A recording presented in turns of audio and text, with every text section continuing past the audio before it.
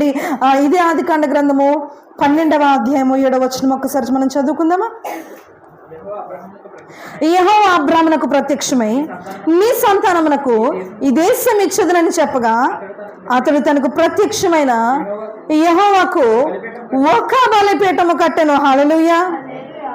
అబ్రహాము బయలుదేరినప్పుడు 75 ఏండ్ల వాడై హారానులో నుండి అబ్రహాం బయలుదేరి అలా అలా వస్తూ ఉన్నప్పుడు, ప్రియ దేవుని సంగమా, అబ్రహాము కనాను దేశం వరకు చేరుకున్న తర్వాత, ఆ కనాను దేశంలో అబ్రహాము ప్రవేశించిన తర్వాత దేవాది దేవుడు అబ్రహాంతో మాట్లాడుతున్నాడు కదా, ఇదిగో నేను నీ కొరకు ఉంచినటువంటి వాగ్దానం చేసినటువంటి ప్రాంతము ఇదే, నేను దీనిని ఇప్పుడు నీకు అనుగ్రహిస్తున్నాను అబ్రహాంతో చెప్పినప్పుడు అబ్రహాం ఏం చేస్తున్నాడు తెలుసా అండి? అక్కడ ఏం చేస్తున్నాడంటే 7వ వచనంలో, నీ సంతానంలోకి ఈ దేశం ఇచ్చేదనని చెప్పగా అతడు తనకు ప్రత్యక్షమైన యెహోవాకి ఏం చేశాడు?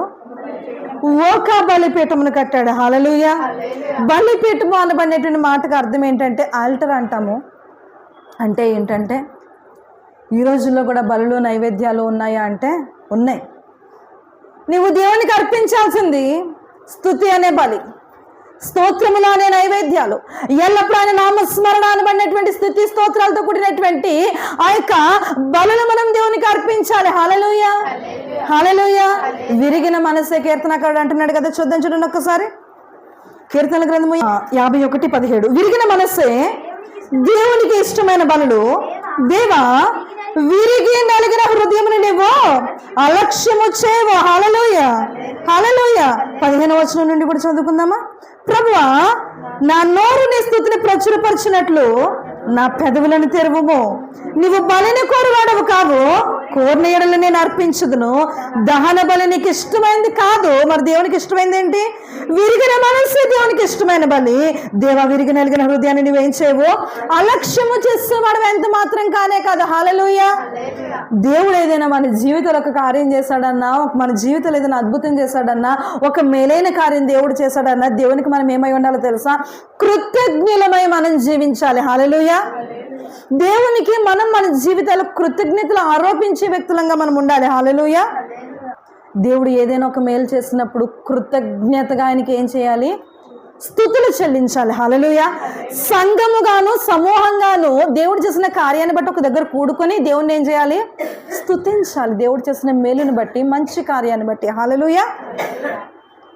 దేవుని యొక్క వాక్యం మనతో మాట్లాడుతుంది కదా. బలిని దేవుడు కోరేవాడు కాదు. ఒకవేళ దేవుడు బలినే కోరితే దావీదు శ్రేష్టమైన బలులు ఎన్నో అర్పించేవాడు అంటే, కానీ దేవుడు ఏం కోరుతున్నాడు? విరిగిన మనస్సే దేవునికి ఇష్టమైన బలి. విరిగి నలిగినటువంటి స్థితిని దేవుడు కోరుతున్నాడు. విరగడం అంటే ఏంటి, నలగడం అంటే ఏంటని మనం చూసుకున్నట్లయితే ప్రియ దేవుని సంగమా,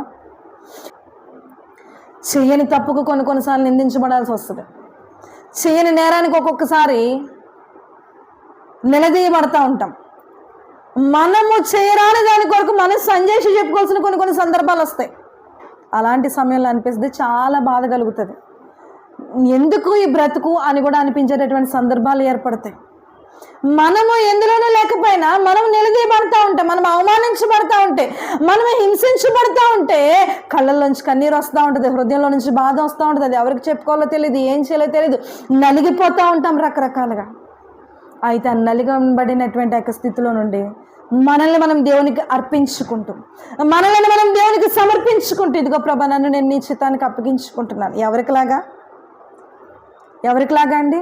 అబ్రహాములాగా నన్ను నేను నీ చిత్తానికి అప్పగించుకుంటున్నాను. ఏం చేస్తావో నీదే. ఆ సమయంలో ఈ లోకంలో అంటారు కదా, ముంచినా నీదే, తేల్చినా నీదే.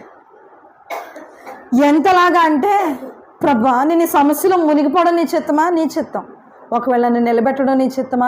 నా ద్వారా నీ నామం మహిమపరచబడడం నీ చిత్తమా? మహిమపరచబడే నువ్వు అని మనల్ని మనం దేవుని చిత్తానికి అప్పగించుకుంటూ దేవునికి అట్టి బలిని చెల్లించాలి. హల్లెలూయా. మేలైన కార్యం జరిగిందా దేవుని స్తుతించు. ఒకవేళ జరగకూడని కార్యం జరిగిందా అందుని బట్టి కూడా దేవుని స్తుతించు. ఎందుకంటే దానిలో నుండి మరొక నూతనమైన అద్భుతాన్ని దేవుడు తిరిగి మళ్ళా చేయబోతున్నాడు. హల్లెలూయా, హల్లెలూయా. ఏదైతే ఈరోజు నీ నోటి నిండా నవ్వులేదో, ఏదైతే నీ ముక్కు నిండా ఈరోజు దుఃఖం ఉందో, ఆ దుఃఖాన్ని బట్టి ఏడవద్దు, ఆ సంతోషం లేని దాన్ని బట్టి బాధపడద్దు. కానీ రెట్టింపు సంతోషాన్ని, రెట్టింపు ఆనందాన్ని దేవుడు నీకు ఇవ్వడానికి ఈరోజు దుఃఖంతో నిన్ను నింపాడు, ఈరోజు కన్నీటితో దేవుడు నిన్ను నింపాడు. రాబోయేటటువంటి దినాల్లో నూతనమైనటువంటి ఉజ్జీవం, నూతనమైనటువంటి ఉల్లాసాన్ని, నూతనమైన సంతోషాన్ని దేవుడు మన హృదయాల్లో నింపబోతున్నాడు. హల్లెలూయా. బలిపీఠం దేవునికి అర్పించే విషయంలో మనం నమ్మకస్తులంగా ఉండాలి. యాకోబు పత్రిక 2వ అధ్యాయం 22వ వచనం చదవన్నాను. విశ్వాసము అతని క్రియలతో కూడి కార్యసిద్ధి కలుగజేసుననియు, క్రియల మూలముగా అతని విశ్వాసము పరిపూర్ణమైనదియు గ్రహించుచున్నావు కదా. హల్లెలూయా. మన విశ్వాసం ఎంతసేపు ఎలా ఉండాలట? ఎలా ఉండాలండి? మాటల్లో కాదు, పెదవుల్లో కాదు, నోటి మాటలతో అంటారు కదా. ఏంటంట? మాటలతోనే బూర్లు వండేస్తారంట, మాటలతోనే పేకమెడలు ఎన్నన్నా కట్టచ్చు. కానీ నిజంగా అది కట్టాలంటే, నిజంగా ఒక మేడ కట్టాలంటే ఎంత కష్టం ఉంటుందండి. మనం మాట్లాడే మాటలు ఎంతో సులువుగా ఉంటాయి, కానీ అవి ఆచరణలో పెట్టాలంటే చాలా కష్టం కదా. నేను వాక్యం చెప్పడం సులభమే, కానీ ఆ వాక్యాన్ని ఆచరణలో పెట్టడం కొద్దిగా కష్టతరమే.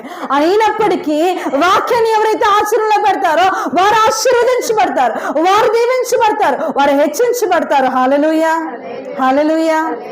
అబ్రహాము మాటల వరకు మాత్రమే కాదు, చేతల్లో కూడా చూపించాడు. హల్లెలూయా. నీ విశ్వాసం మాటల్లోనే కాదు, క్రియలలో కూడా ఎలా ఉండాలి? పరిపూర్ణమైనదిగా ఉండాలని గ్రహించుచున్నావా? నువ్వు ఆచరణలో పెడుతున్నామా? దేవుడు మన పట్ల చేసినటువంటి మేలులు చేయలేని వారికి మనం వివరిస్తున్నామా? ఆ మేలులంటే కొంచెం వాటర్ విన్నాము. ఆ మేలులంటే ఏంటో తెలియలేని వారు ఎవరైనా ఉంటే ఆ యొక్క వారికి మనం అవి తెలియపరుస్తున్నామా? దేవుడు అంటే ఇది అని మనం కనపరుస్తున్నామా? ప్రియ దేవుని బిడ్డలారా, దేవుని కార్యాలు ఎలా ఉంటాయి? విశ్వాసం దాని వైపు చూస్తే ఆయన చేసే క్రియలు ఎలా ఉంటాయని మనం క్రియల్లో చూపించగలుగుతున్నాం. మన భక్తిని క్రియల్లో చూపించగలుగుతున్నామా? మన యొక్క దేవుని పట్ల మనం కలిగి ఉన్నటువంటి స్థితిని క్రియలలో మనం ఎప్పుడైతే చూపిస్తామో ఆశీర్వదించబడతాము. హల్లెలూయా.